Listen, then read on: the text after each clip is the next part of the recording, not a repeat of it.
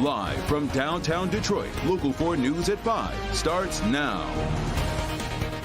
Deadly force. Brand new information here at 5 after Detroit officers opened fire on a woman. The chief laying out a chaotic timeline right up until the moment that those fatal shots were fired.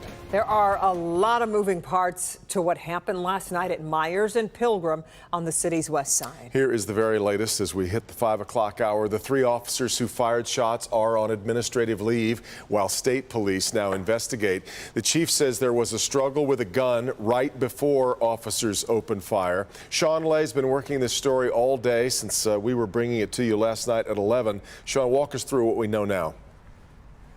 Well, the chief tells us in cases like these, a barricaded person, like inside that home right behind me, this is where they all went down, they will wait that person out, even if that person is armed. This case, the chief says, was totally different. There were children inside the home.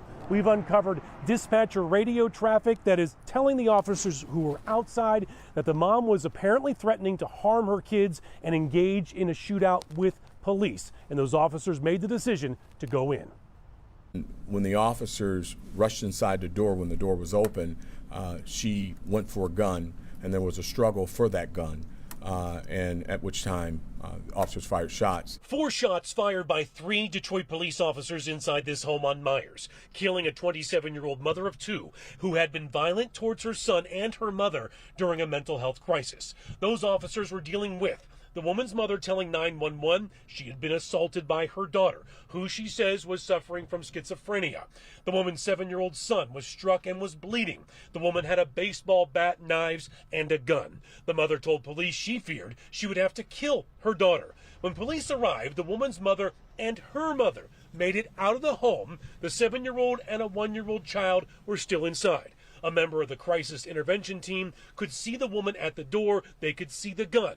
They could not see the kids. Listen carefully to a police dispatcher relaying this critical information to those officers. She heard that mom said that she killed 2 kids about the will. So during that Cincinnati gun, she came in with a shootout. The mom threatening to kill her kids and have a shootout with police. The officers then had to make a decision. If the kids were killed or hurt, and they hadn't gone in, I'd be asking the same question. We'd be standing here, it'd just be on a different track. Why didn't we go in, and did we have enough to go in?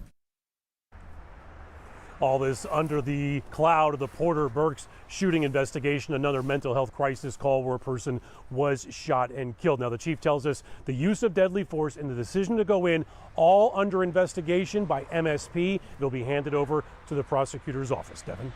Well, Sean, are we hearing anything from the woman's family?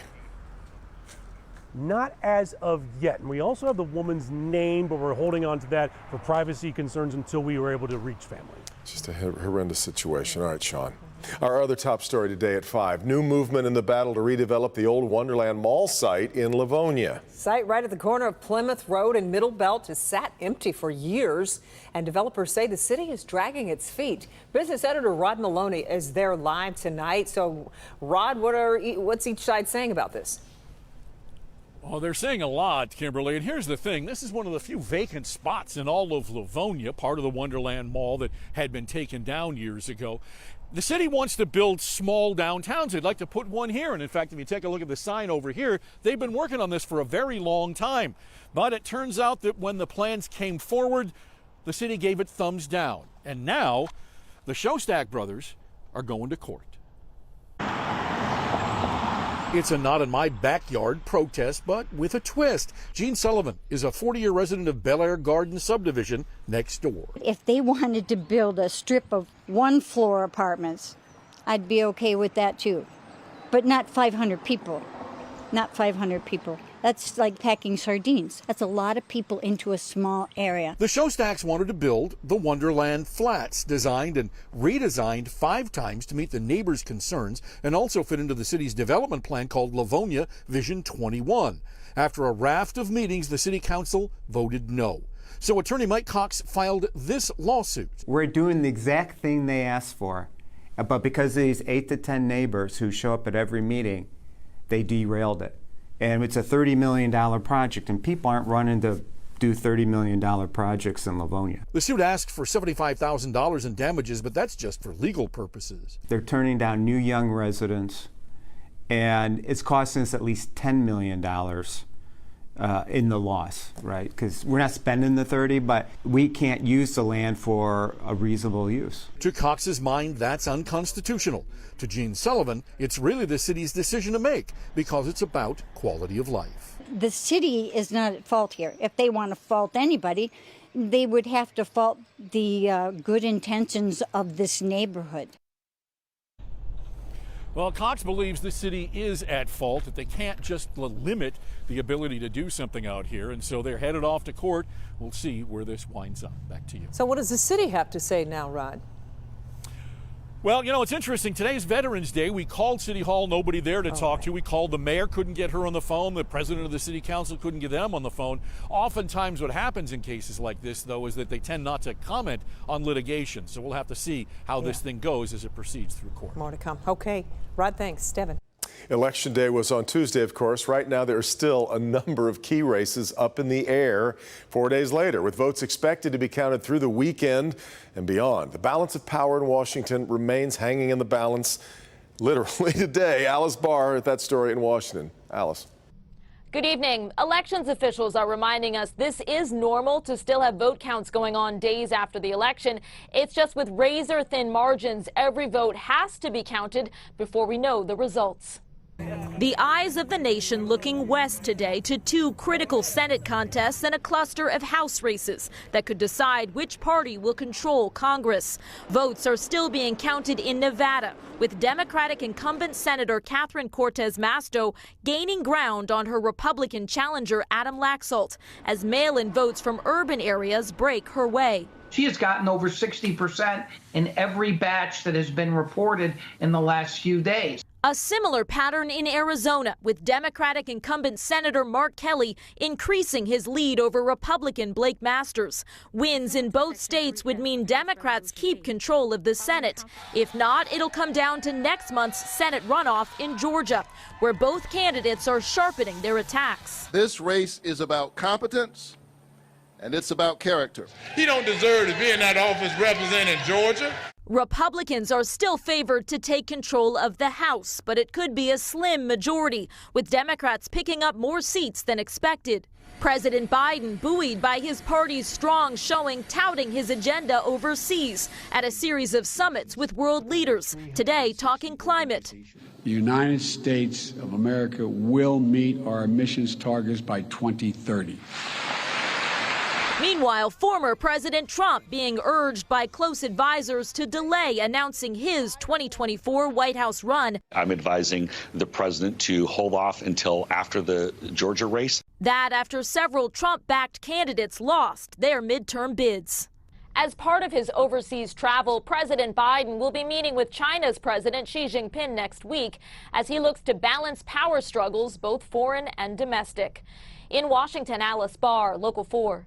All right, Alice, that meeting with China's president will come just days after he told the Chinese military to prepare for war. In Florida, at least 4 people are dead after Hurricane Nicole made landfall early Thursday. Nicole has now been downgraded to a tropical depression, but is still packing a punch and will for the next few days as it moves to the northeast. High winds and heavy rains are still prevalent as the storm pushes through Georgia and the Carolinas, targeting the East Coast. A day after the Category 1 hurricane crossed the shoreline, entire communities are wrecked. I thought this whole friggin' building was going to come down. And there's all these beams here. We're on the bottom floor. I had no clue. Demolition crews are now being called in to tear down the condos and other buildings deemed unsafe and unable to be saved.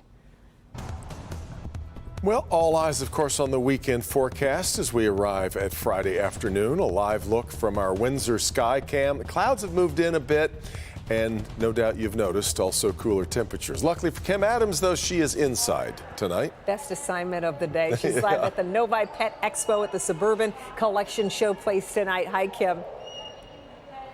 Hi, I've already had so much fun here. There are all kinds of animals, from horses to dogs to cats to birds. This is an umbrella cockatoo, which to me means it's meant to be my bird. She's 30 years old, name is Tuna, and Tuna's going to do the weather with me. Take a look at the weekend forecast. It is going to be a chilly forecast. We have had a few showers, but mostly off to our east. That's the remnants of what was Hurricane Nicole. As we zoom in a bit here, do some street level mapping for you. Just a couple of isolated areas of drizzle. Otherwise, it is going to be winding down as we go through the night and actually clearing out. We'll have a brief period of clearing skies as that front just about to go through. And you can see behind the front, much colder air with temperatures in Ludington in the 30s. I'll have a look at your weekend forecast in just a moment. But here's Captain Morgan. They're with Rainbow Feathers, a rescue organization. 10 o'clock tonight, 49 degrees. This is Ozzy. Ozzy, say hi. Hi. Hey, buddy. Hey, buddy. Hey, Ozzy. Their ages really surprised me, but really, Captain Morgan here is 26. Ozzy's 8 and Tuna is 30, but 26 is very young. They can live another 50 years. They have lots of birds up for adoption here, also dogs and cats.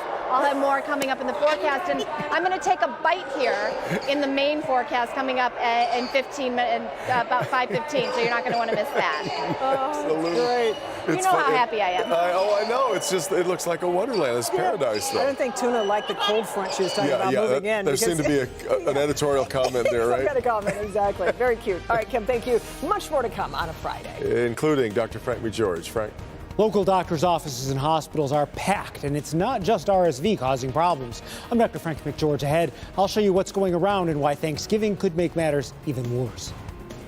And it's going to be bad again. 3 major construction closures coming this weekend, but there's some very good news for drivers come Monday morning. Hank. Have you started the holiday shopping yet? Huge deals available this weekend, but unfortunately, scammers online, they're looking for you. I got this fake email. Did you? How to protect yourself in my Help Me Hank report.